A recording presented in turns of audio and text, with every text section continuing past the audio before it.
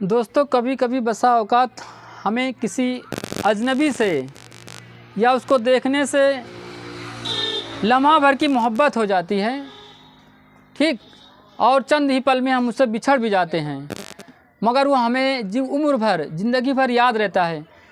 तो मैं अपनी गज़ल के माध्यम से आपको बताना चाहता हूँ कि कैसे होती है मोहब्बत। ठीक, चेहरे हज़ार देखे हैं मगर, कहना था कि चेहरे हज़ार देखे हैं मगर दिल में कोई बसा नहीं।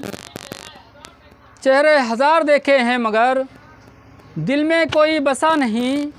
सच कहूँ एक तेरे सिवा, सच कहूँ एक तेरे सिवा मुझे कोई जचा नहीं, मुझे कोई जचा नहीं।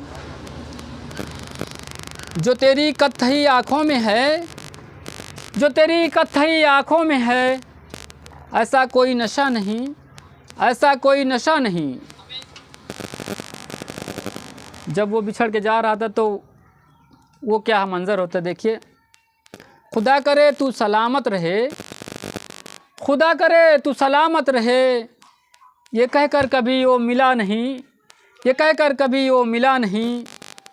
तो बिछड़ने वाले ने भी जवाब दिया, देखिए, मैंने भी उससे ये कह दिया, मैंने भी उससे ये कह दिया, जा अब तुझसे कोई गिला नहीं, जा अब तुझसे कोई गिला नहीं। दोस्तों, मेरी ये तहरीर करदा खुद की शायरी है। आपको कैसा लगा?